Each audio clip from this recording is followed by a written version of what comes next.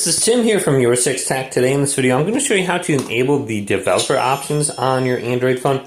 Now this is going to be a little bit different on each brand of phone, whether it's Samsung, Motorola, etc.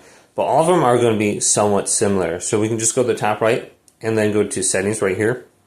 Now scroll all the way down to about phone and click this, and you can see developer options are already enabled right here. So we can go to about phone. Now look for build number somewhere under this screen under about phone and click it 7 times.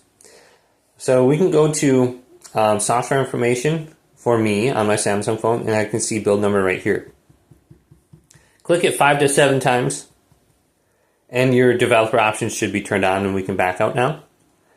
Now if you have it turned on, it's probably under system on your Motorola and your Google Pixel.